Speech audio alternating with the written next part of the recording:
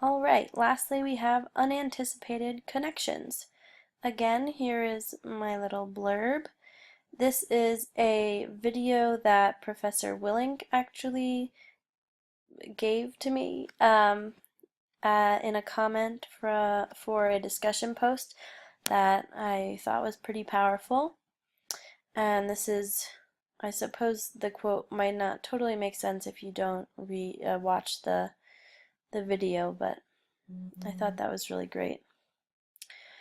My first post is from Franco to Evans and discusses sort of our discussion of the DU John Evans Committee and everything that goes with that, and tied it to um,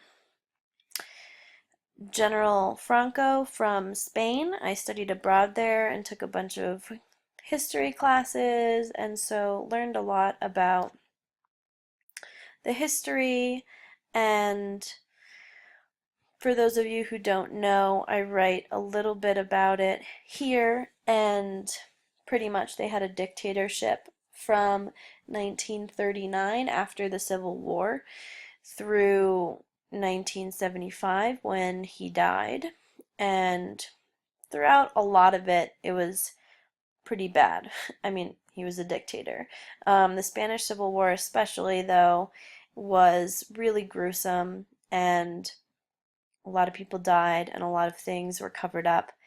And I just saw a lot of parallels between talking about Evans, and also because specifically the author of this book, which is where I learned a lot about Spanish history, talks about the significance of signs and having statues of the dictator and stuff, and how that impacted the people that were little or were growing up during that time. And I think having already sort of dealt with that for one culture um, made it easier for me to think about how to process all the information about Evans and my perspective on it.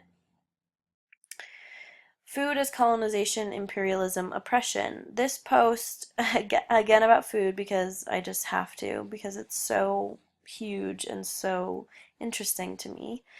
I mentioned the China study in one of my comments on someone's discussion post and sort of ran with that. And I talk a little bit about what we discussed about marginalized populations and health, and how it's not, all about personal responsibility. There are a lot of other factors. And I think it's really interesting to explore the impact of fast food franchises on not only us, because clearly there are a lot of impacts here, but in other regions of the world, and how kind of sad it is.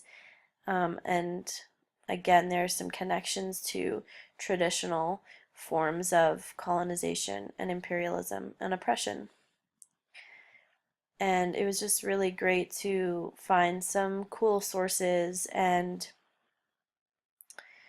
articles about it. And I tied it into a project that I did last year through something at DU. I and a couple other students implemented a nutrition program for elementary school students, and that just, I think, because of our discussion on marginalized populations, was interesting to tie in. And even though that's something that we discussed, the fact that, these kids were living in a food desert and came from different cultural backgrounds and were facing different factors, it was eye-opening to re-examine our approach and what we were doing, and to see through that experience and then through this re-examination how many different factors go into food and into being healthy, and how it's a privilege to know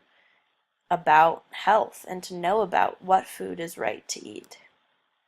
And that's really hard because food is something I'm so passionate about, and it's really sad um, to think about how many people don't have the opportunity to learn about food or experience food in the same way that I do.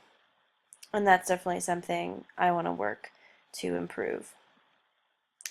This post, I think, was really interesting for me to think about and connect.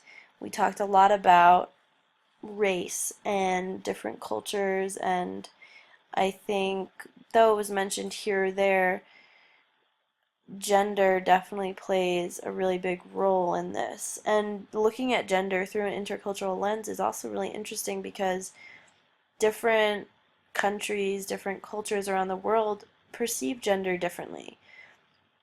Many of them, as in the United States and most Western countries, it's very much a binary, and that's not okay anymore.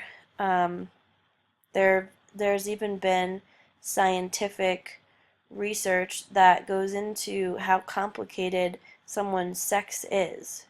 It's not black and white, and I think there were so many parallels, and it was really interesting to sort of apply our new lenses to a slightly different topic and see how I could incorporate the readings. Yeah, this was definitely an interesting section and something that I think is really hard for a lot of people to connect to because gender seems so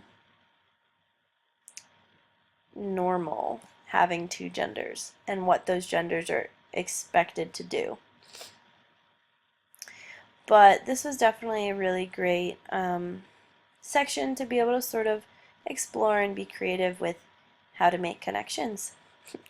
Okay, well, that's about it, and it's been really awesome having everyone in this class and hearing what everyone has to say and getting involved in some pretty awesome discussions and transforming all of our perspectives on intercultural communication. And I definitely feel like I have, like, my competence, it has grown in the vocabulary, in my own opinion, which I think it's really important to sort of just go for it sometimes, but also to have that contribute to a solidification of your opinion so that you can be more confident in approaching people. And approaching people through compassion.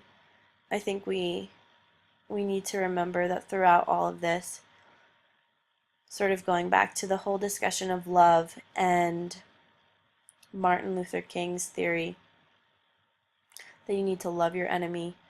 I think that's really important. I think it's really, really hard, but it's definitely something we all need to strive to do because love is so powerful. Compassion is powerful. Well, thank you, and I look forward to seeing your guys' posts.